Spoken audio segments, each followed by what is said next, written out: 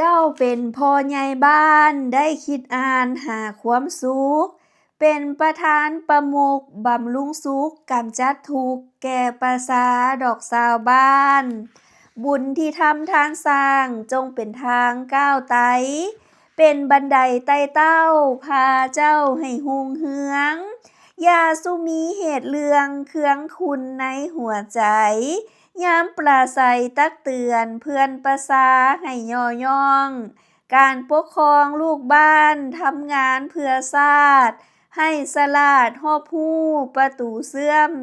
เจริญจนชาวบ้านได้เอิ้นว่าพ่อใหญ่ใจพระ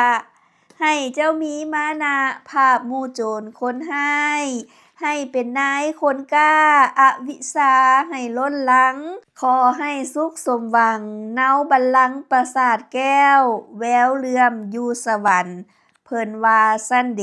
ท่านผู้ฟังเอ๋ยฮัลโหลทักทายสบายดี FC ที่น่ารักของแก่นสุขทุกคนแล้วบทที่ว่าแก่นสุขเว้าไปเมื่อกี้นี่เป็นคำอวยไส้ให้พร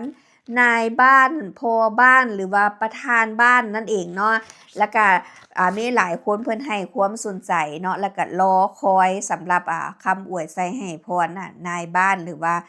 ผู้ใหญ่บ้านนั่นเองหรือว่าประธานบ้านเนาะแล้วก็อยู่ในปึ้มเล่มที่3นี้มีอวยไซให้พรนายบ้านหรือว่าผู้ใหญ่บ้านแล้วนอกจากนั้นก็ยังมีคำอาวขวัญคำโอขวัญหรือว่าคำซ่าพระขวัญนั่นเองและนอกจากนั้นก็มีคำบูชาแม่บันไดและก็ประตูเฮือนคำขึ้นบันไดเฮือนใหม่คำขึ้นบันไดเฮือนใหม่แล้วก็มีคำผูกคอต่อแขนผู้บ่าวผู้สาวแล้วก็ผู้คอต่อแขนเด็กน้อยแล้วก็คำอวยไซให้พรในงานต่างๆถ้าว่าผู้ใดสนใจปื้มอวยพรต่างๆสามารถทักหาแจ่มสุขได้โดยตรงทางอินบ็อกซ์หรือว่า Messenger ขอความเพจเนาะเฮาจะมีเล่ม1แล้วก็เล่ม2แล้วก็เล่ม3เนาะและอีกบ่ดนก็ใกล้จะฮอดบุญปีใหม่ลาวเนาะหลายๆคนอาจจะอยากได้คำอวยไซให้พรเพื่อไปอวยไซให้พรให้พ่อตู่แม่ตาแม่ยายให้พ่อให้แม่ให้พี่ให้น้องของเฮา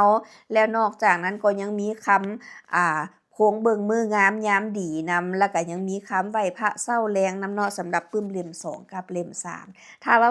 ผู้ใดสนใจปึ้มอวยพรต่างๆสามารถทักหาแจ่มสุขได้โดยตรงทางอินบ็อกซ์หรือว่า Messenger ข้อความเพจปึ้มดีมีคุณภาพเนาะพ่อแม่พี่น้องป้องป่ายอย่าลืมนำไปเรียนซ่อมเรียนทองไว้เพื่อจะนำเอาไปอวยไสให้พรให้พ่อให้แม่ให้พี่ให้น้องให้ญาติวงศาของเฮาให้เกิดความเป็นสิริมงคลดีนักแลเพิ่นว่าซั่นพี่น้องถ้าว่าผู้ใดสนใจปึ้มอวยพรต่างๆสามารถทักหาแจ่มสุขได้เลยเนาะสำหรับมื้อนี้แจ่มสุขขอลาพี่และน้องไปก่อนแล้วพบพ้อกันใหม่ในเทื่อหน้าสำหรับเทื่อนี้สำบายดีอยู่ดีมีแรงสู่คู่สู่คน